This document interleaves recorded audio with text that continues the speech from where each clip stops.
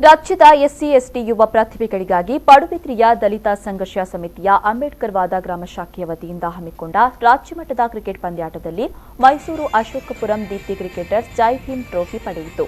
Padubidri board ಶಾಲಾ ಮೈದಾನದಲ್ಲಿ ಏಕಪಕ್ಷೀಯವಾಗಿ ನಡೆದ ಫೈನಲ್ ಪಂದ್ಯದಲ್ಲಿ ಪಡುಬಿದ್ರೆ ಬೇಂಗ್ರೆಯ ಮೀರಾ ಕ್ರಿಕೆಟರ್ಸ್ ತಂಡವನ್ನು 17 ರನ್ಗಳಿಂದ ಸೋಲಿಸಿ ಮೈಸೂರು ತಂಡವು ಜೈ ಭೀಮ್ ಟ್ರೋಫಿ ಸಹಿತ ನಗದು ₹50,000 ಪಡೆಯಿತು. ಫೈನಲ್ನಲ್ಲಿ ಸೋತ ಮೀರಾ ಬೇಂಗ್ರೆ ತಂಡವು ದ್ವಿತೀಯ ಪ್ರಶಸ್ತಿ ಸಹಿತ ನಗದು ₹30,000 ಪಡೆಯಿತು. ಇದೇ ಸಂದರ್ಭ ದಲಿತ ಪ್ರತಿಭೆಗಳಾದ ರಾಜ್ಯೋತ್ಸವ ಪ್ರಶಸ್ತಿ ವಿಜೇತರಾದ ಸಾಧು ಪಾಣಾರ, ವಿವಿಧ ಕ್ಷೇತ್ರಗಳಲ್ಲಿ ಸಾಧನೆಗೈದ ಯುವ ಪ್ರತಿಭೆಗಳಾದ ಸನ್ನಿಧಿ, ಅನುಷ್, ಸೃಜನಾ ಸೇರಿದಂತೆ ಮತ್ತಿತರರನ್ನು ಸನ್ಮಾನಿಸಲಾಯಿತು.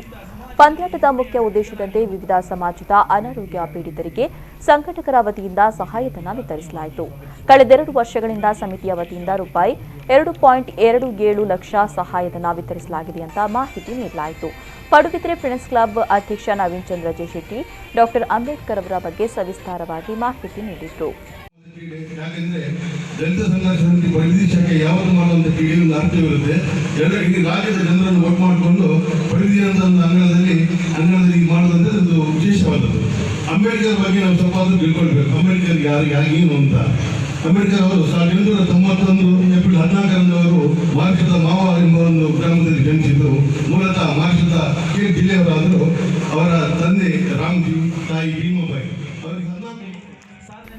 ದಲಿತ ಸಂಘ ಜಿಲ್ಲಾ ಸಮಿತಿಯ ಪ್ರಧಾನ ಸಂಚಾಲಕ ಸುಂದರ್ ಮಾಸ್ಟರ್ ಅಧ್ಯಕ್ಷತೆಯಲ್ಲಿ ನಡೆದ ಸಮಾರೋಪ ಸಮಾರಂಭದಲ್ಲಿ ಕಾರ್ಮಿಕ ಇಲಾಖೆ ಅಧಿಕಾರಿ ಜೀವನ್ ಕುಮಾರ್, ಜಿಲ್ಲಾ ಪಂಚಾಯತ್ ಸದಸ್ಯ ಶಶಿಕಾಂತ್ ಪಡುಬಿದ್ರೆ, ಕಾಪು ಬಿಜೆಪಿ ಕ್ಷೇತ್ರ ಸಮಿತಿ ಅಧ್ಯಕ್ಷ ಪ್ರಕಾಶ್ ಶೆಟ್ಟಿ ಸೇರಿದಂತೆ ಮತ್ತಿತರರು ಉಪಸ್ಥಿತರಿದ್ದರು.